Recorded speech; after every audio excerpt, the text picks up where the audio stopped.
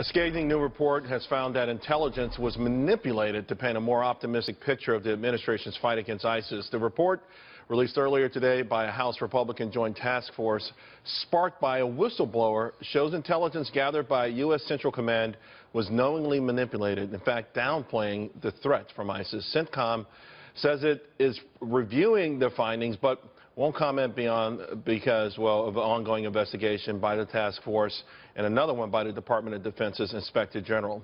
So with the fight against ISIS and terrorism obviously a central issue for voters, this could actually prove to be very significant. I want to bring in Steve Rogers, Christian Whiton, and Brad Bauman to help break it all down. Christian, I want to start with you on this thing. I don't get it. We've been hearing that things were going swimmingly. We're taking back territory. ISIS is on the run. And now we're not sure what to believe. Right, and if you look at what's happening around the world, it doesn't match the talking points. There has been some geographic reduction to what ISIS controls in Iraq, but they still have a hinterland in Libya that's being pushed back as we speak. But they've spread dramatically throughout Southeast Asia, and they have operations in Europe. So these talking points are untrue, and now we find they are traced back to false, fictional intelligence, if you will. And, you know, Bush and Cheney took a lot of heat for supposedly putting political pressure on the intelligence people, but here we have a case that's much more clear of intelligence from our $50 billion a year intelligence community being falsified for political goals. Brad, what would the excuse be for something like this? For morale purposes? Well, look, number one, I just want to be clear. I know that gentleman just said that they're, expanding into Southeast Asia.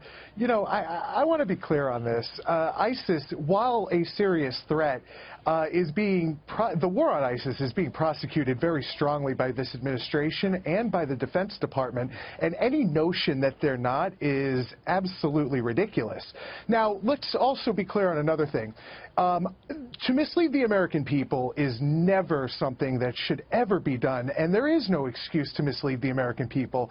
And to my knowledge, nobody is actually saying that this report is misleading the American people. What's actually at issue here are a couple of facts and figures that may have been spoken about in such a way that can be debated. But right. To say here that this rises to the level of, say, yellow cake in the Bush administration, where they very clearly lied to get us into war, is something absolutely ridiculous. It's far worse. And listen, an American student was killed by ISIS in Bangladesh because she couldn't recite the Quran. The commander of CENTCOM, the four-star general, misled Congress because this phonied-up intelligence went into his testimony. This is a big deal. Let me bring in Steve Rogers, Lieutenant Steve Rogers. Does this make the distinction so far from what you know of being a straight-out lie or just embellishing a little bit? I'll tell you what I do know, Charles. First of all, the war is not, I repeat, is not being prosecuted decisively because of the political correctness of this administration. The hands of our military are tied. Second of all my years working with military intelligence, I have never heard nor seen military personnel in uniform skew any type of intelligence. Now, this had to be on the orders of someone outside the military.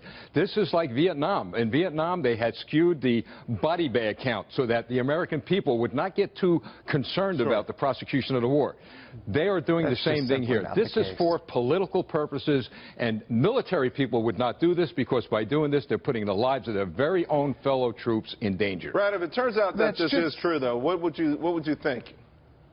Well, first off, let me be clear. I share the panelists' view of our military and our armed forces, and I'm certainly not claiming or saying that anybody in uniform did this intentionally or unintentionally.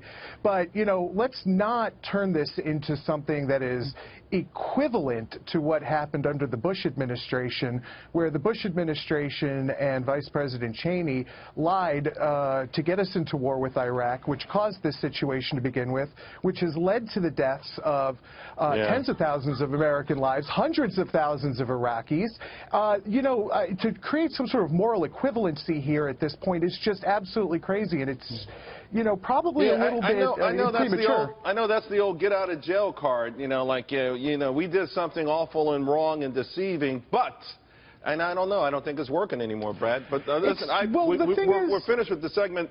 We've run out of time, but I appreciate it. You guys are all three great, and I'm sure we'll be talking about a lot more of this when we come in the coming days. Thanks a lot.